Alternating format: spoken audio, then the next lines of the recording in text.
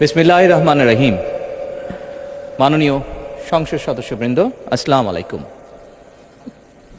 ফ্যাসিবাদের নির্মমতার শিকার অসংখ্য মানুষের কান্না আর হাজারো প্রাণের আত্মত্যাগের মধ্যে দিয়ে অবশেষে আজ থেকে পুনরায় যাত্রা শুরু হতে যাচ্ছে জনগণের ভোটে জনগণের কাছে জবাবদিহিমূলক সত্যিকার অর্থে জনপ্রতিনিধিশীল জাতীয় সংসদ।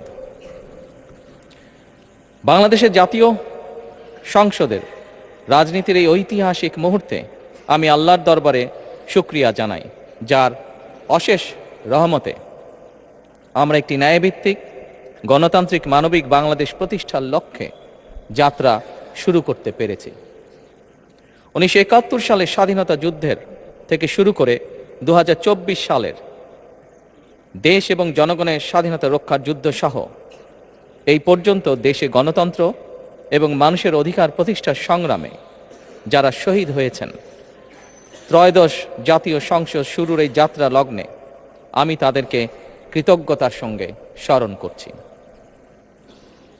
এই আন্দোলন সংগ্রামে যেসব মায়েরা তাদের সন্তান হারিয়েছেন, যেসব সন্তানেরা তাদের প্রিয়জন হারিয়েছেন, যেসব পরিবার তাদের সন্তান স্বজন হারিয়েছেন, যেসব আহত মানুষকে তাদের স্বাচ্ছন্দ্যের জীবন হারাতে হয়েছে, যেসব মানুষগুলো নির্যাতন, নিপীড়ন, রাজনৈতিক হয়রানি কিংবা মিথ্যে মামলা শিকার হয়ে সর্বস্ব হারিয়েছেন, আমি তাদের সকলের অবদানকেও কৃতজ্ঞতার সঙ্গে স্মরণ করছি।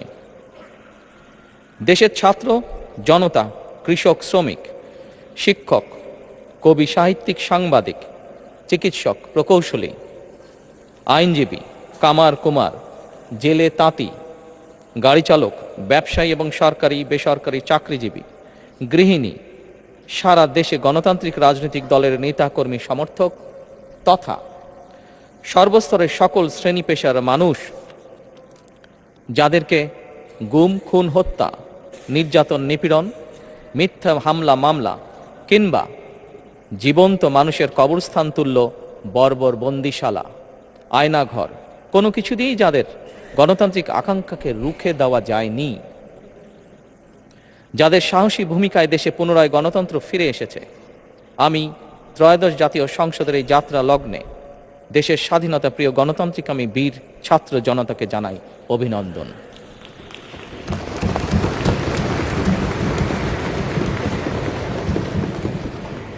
সম্মানিত সংসদ সদস্যবৃন্দ, দেশনেত্রী মরহুমা বেগম খালেদা জিয়া জনগণের অধিকার প্রতিষ্ঠায় দেশে সংসদীয় গণতন্ত্র প্রতিষ্ঠা করেছিলেন, সংসদীয় গণতন্ত্রকে প্রাতিষ্ঠানিক রূপ দিয়েছিলেন। সেই গণতন্ত্রকে প্রহসনের রূপ দিয়ে জাতীয় সংসদকে হাস্যরসের খোরাকে পরিণত করা হয়েছিল। দেশে তাবিদারি শাসন শোষণ কায়েম করা হয়েছিল। দেশে সংসদীয় গণতন্ত্র এবং জনগণের অধিকার পুনঃপ্রতিষ্ঠা করার জন্য দেশনেত্রী বেগম খালেদা জিয়া জীবনের শেষ দিন পর্যন্ত লড়াই করেছেন। জীবনে কখনোই স্বৈরাচার কিংবা ফ্যাসিবাদের সঙ্গে আপোষ করেননি। দেশে আজ থেকে আবারও সেই কাঙ্ক্ষিত সংসদীয় গণতন্ত্রের যাত্রা শুরু হলো, আলহামদুলিল্লাহ।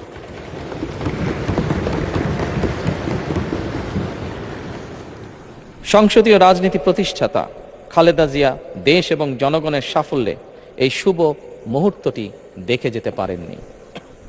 আজ তাই এই জাতীয় সংসদে দাঁড়িয়ে আমরা দেশ এবং জনগণের স্বার্থে আপসীর নেতৃত্ব, ব্যক্তিত্ব, স্মরণীয়, বরণীয়, অনুকরণীয় রাজনীতিবিদ মরহুমা খালেদা জিয়াকে গভীর শ্রদ্ধার সঙ্গে স্মরণ করছি।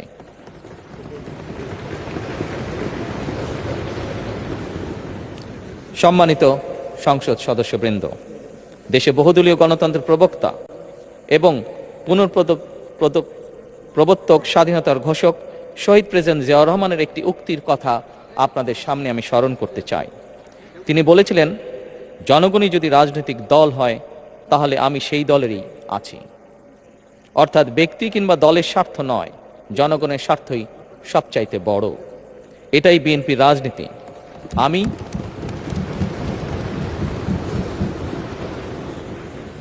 আমি প্রথমবারের মতন বাংলাদেশ জাতীয়তাবাদী দল বিএনপি থেকে জাতীয় সংসদ সদস্য নির্বাচিত হয়েছি।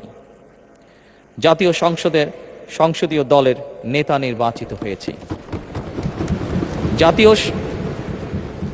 জাতীয় সংসদে দলের প্রতিনিধিত্ব করলেও প্রধানমন্ত্রী হিসাবে আমি এই জাতীয় সংসদে দেশের প্রতিনিধিত্ব করছি।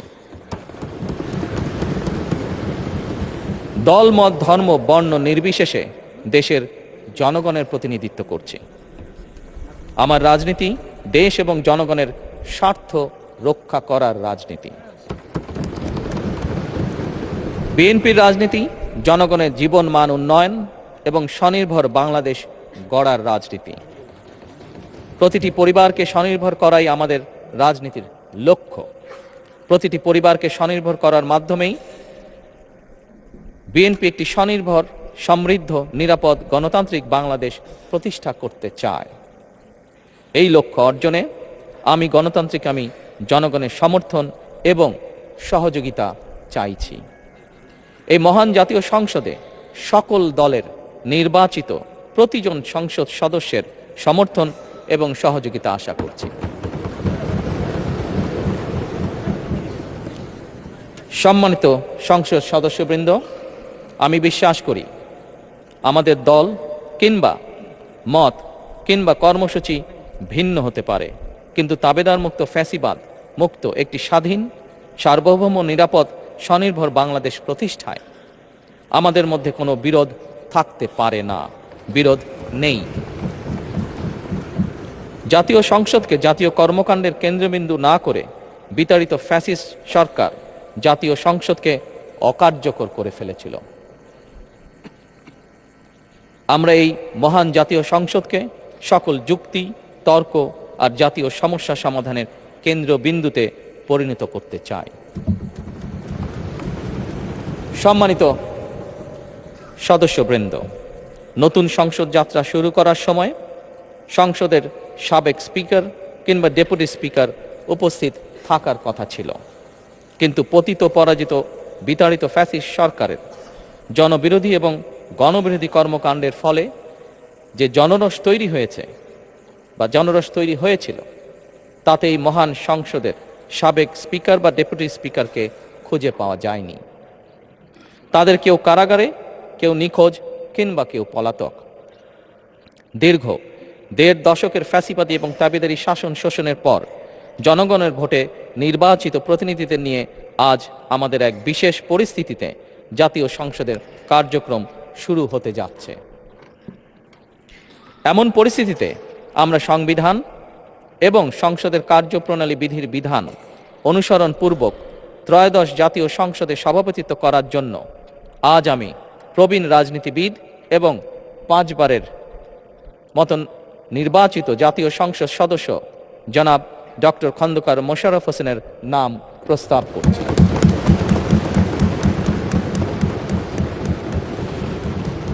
সম্মানিত সংসদ সদস্যবৃন্দ, আমাদের সংসদীয় রীতিনীতির ইতিহাসে এই ধরনের পরিপ্রেক্ষিত নজিরবিহীন নয়। 1973 সালে তৎকালীন প্রধানমন্ত্রী মরহুম শেখ মুজিবুর রহমান ওই সংসদের সদস্য মাওলানা আব্দুর রশিদ তর্কবাধিসের নাম প্রস্তাব করেছিলেন এবং তার সভাপতিত্বে বাংলাদেশের প্রথম সংসদের প্রথম অধিবেশন শুরু হয়েছিল। আমি জাতীয় সংসদের সকল সম্মানিত সদস্যকে স্বাগত এবং ধন্যবাদ জানাই। আল্লাহ হাফেজ। বাংলাদেশ জিন্দাবাদ।